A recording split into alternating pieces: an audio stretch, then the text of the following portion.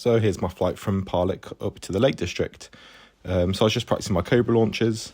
It's an absolute perfect 5-star day. The whole country is covered in red on RASP. So yeah, I thought I'd give it a go. So Parlick's been a bit of a nemesis for me recently. I've tried a few cross countries from here and ended up just not really getting too far. It's kind of a shallow slope, so it's hard to get away from, but you know, with the right conditions, it is good. Unfortunately, we arrived a little bit late, so the main gaggle had already kind of left, but my mate Chris and I, you'll see him a few times in the video, we still thought it's worth getting there and trying a cross country. One benefit for Parlick is, you know, it's just facing the south, so the sun's really heating up the surface. So here I'm just pushing out a little bit forward, just following a lifty line and just trying to find something a bit further in front of the hill to climb up and out.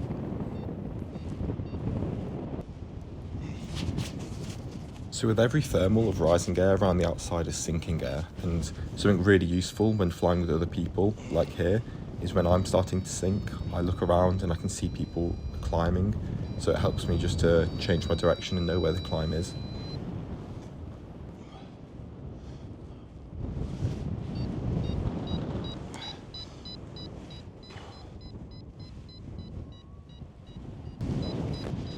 But the only downside of flying with other people is you have to be constantly aware and looking around. So you can see here, you know, the pink glide starts turning, and so I brake right. You know, maybe I had the right of way, maybe I didn't, but it's always best just to play it safe and keep out of the way. Right, so that was a little bit close, but I'm in a decent climb. So let's. Everyone's getting each other's way a little bit. Okay, stay in it now. Stay in it.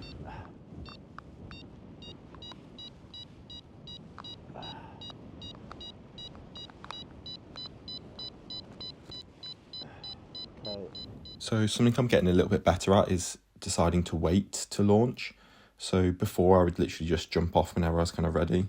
But now I'm choosing more to wait until the right thermal cycle's coming through, which gives me the best chances of not bottom landing. Oh, have we lost it maybe? Oh, no. There it is.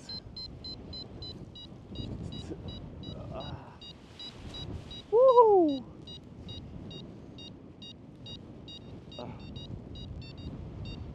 Oh, Chris is quite low there beneath me.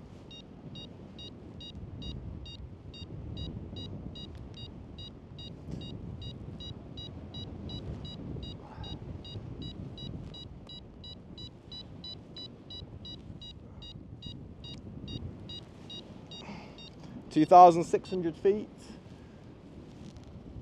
and we keep going. Oh, we've dropped out. Yeah, I've definitely dropped out of it now. Oh, maybe I'm wrong. A little something. Whoa, a little bump there. All right, let's push forward, find something. And while I do, I'm going to get these gloves on.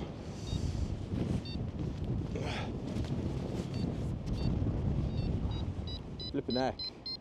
Chris is bulleting up there. I'm going to go more towards him. Okay, there's the core. There's the core, 4 meters a second. Okay, let's stay in it. Crank it. Oh, shoot. No. Here it comes. Up, ready? Now.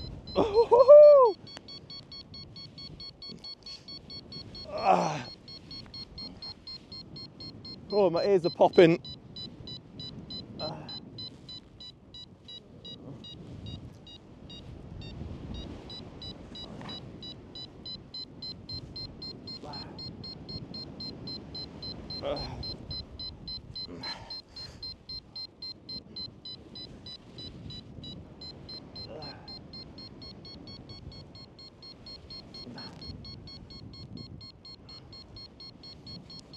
Okay, I'm trying to get as much in the core as I can. Some clouds forming above me. Pretty good, 4 meters a second. We're now at 5,300. All right, me and Chris need to form together here. I'll let him come in front of me. Go on, keep going, Chris, go on. Keep turning, turn. If two pilots are coring in separate thermals, and those two thermals meet together to form one, like what's happened here with me and Chris, it's important that both pilots then start to form one larger circle to maintain thermaling rules. So after fighting with a little bit of a choppy thermal, Chris and I decide to push forward a little bit, like you can see here, and eventually we find a much heartier thermal, which starts taking us much higher. But at this point I was starting to get a little bit concerned with airspace, as you know, right above launch we had a ceiling of flight level 65, so we had to keep under that. So I think Chris stayed under by about 100 feet or so, but luckily then we pushed forward into the next area, which our ceiling was then flight level 95. So I'm at 6,300. I'm gonna start going now. Let's get the bar on. So here I'm just putting on bar just because I was in a really lifty line and I was already, only a few hundred feet below the ceiling of airspace. So by putting on bar, my sink rate increased. So just to try to keep myself underneath it whilst getting into the next area quicker. And then once I was in the next area, I was just sort of chasing towards those growing clouds there to try to get a bit of extra lift. Whoa, there's a bit of a surge. Flipping it. All right, let's glide. Let's go to this next cloud and see what that does. Oh, I'm falling. Control it.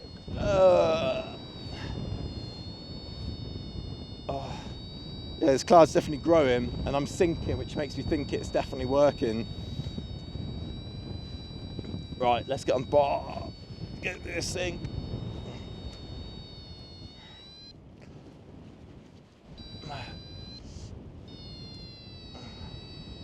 This next clip's a perfect example of what happens when you enter a thermal. Oh yeah. Come on. The wing pitches backwards as it meets the rising air, and you can really see this demonstrated here.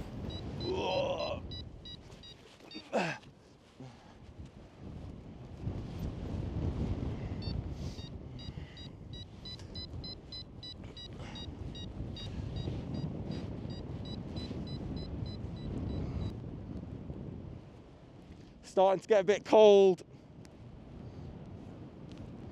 The air at this altitude is definitely below zero, which is why it's really important to wrap it warm. But obviously then when you get a bit lower, it does get a bit sweaty sometimes, but you'll thank yourself later when you're up at Cloudbase. So this next clip, this is a perfect example of indecisiveness. I was sitting between two thermals in sinking air, not really making a good decision, and then you'll see. Sinking a lot.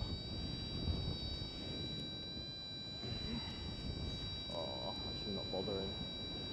That was bad decision making there. Should have just committed to one or the other, to be honest. So then I just decided to keep gliding downwind into these small growing cumulus. Oh. Whoa, bloody hell. Woo! Oh, that pulled me. Well,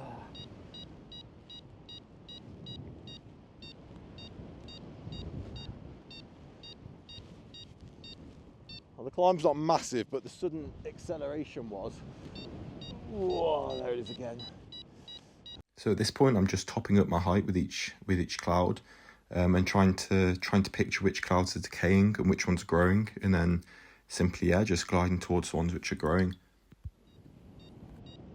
Right, so I've got a fairly smooth, even climb. Chris and I have sort of reconvened back together again. Flying over this town, pretty sure it's got to be Lancaster, maybe. It might be Morecambe. Where's Chris? Can't see him. Oh, he's gone that way.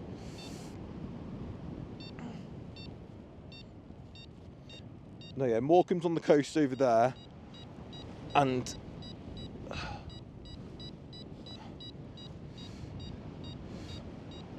Lancaster's just this one, right? Okay,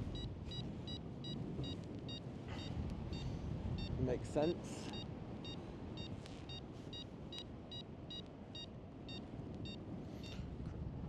Time to go on glide. So here I'm just just trying to follow this line of lifty clouds. Such a beautiful view here of Morecambe Bay, Lancaster on the left. Actually, at this point in the flight, I just caught kind of a really big thermal, went on glide, and then caught another one. And this was the highest point that I got on the flight on this day. So it's just over 7,000 feet, about 7,100. 6,800.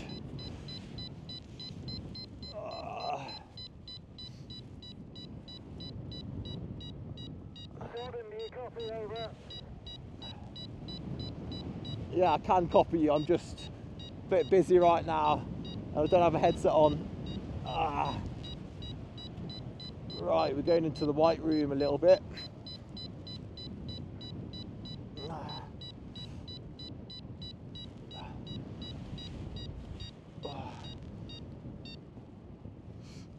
Right, we are a little bit in the cloud. I'll just top it up a little bit because it's not a big one. Right, probably time to get gliding now, I say.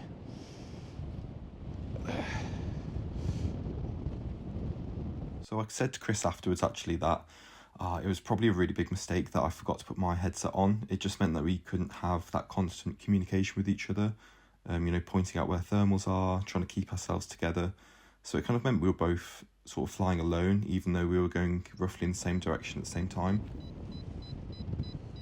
So notice here to the north that all the clouds are sort of in a line there on the left-hand side of the screen, and it's pretty blue skies to the right.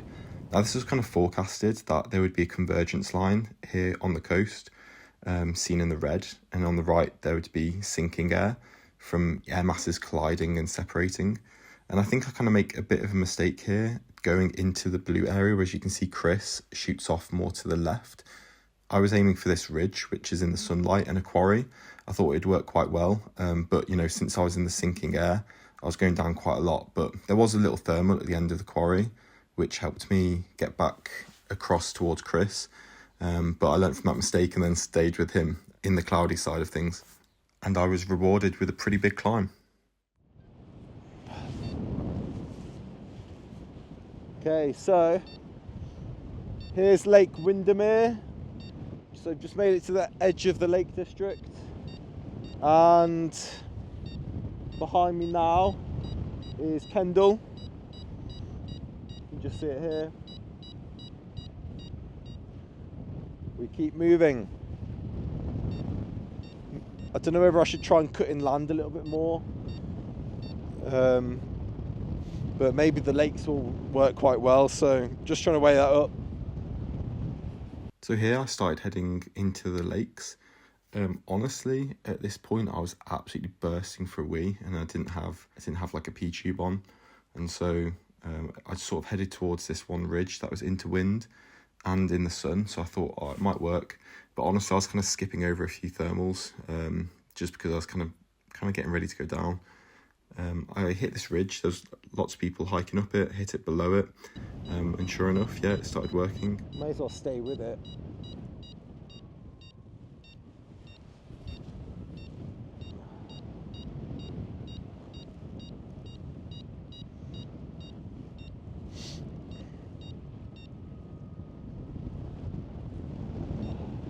Woo, little bump there. So the ridge worked actually really, really well. Sort of, I was torn. I was like, do I keep going? Do I land? I was kind of fighting my inner needs to go to the toilet. But yeah, it was just gorgeous here, looking at Lake Windermere and Ambleside. And I just thought, oh, I just need to hold it in. And I was just looking at the ridge just behind me, directly downwind, and I thought, oh, there is a section kind of pointing into wind a little bit, with a kind of a scree, kind of like rocks all over it. And I thought, oh, maybe I could jump onto that and then keep going. So that's sort of what I thought to do here when I hit a bit of sink. Yeah, just push backwards onto that rocky face, and so you can see I top up with the last bit of height, head towards it, and I'm ridge soaring it for a little bit. There's enough wind, but I start getting a little bit nervous because there's quite a strong valley wind coming up across the face, and yeah, I was a bit concerned with turbulence from the hill in front of it, so I just decided to come down and land. Get in. Another good flight. So after packing up, I managed to hike to the main road and get a hitch with a really nice man called Patrick to Windermere, and then I got a bus to Carnforth, and then got a train over to meet with my wife, and where she was chilling in Toby Carvery. So what a way to end. Rewards. And then here you can see the whole flight from start to finish.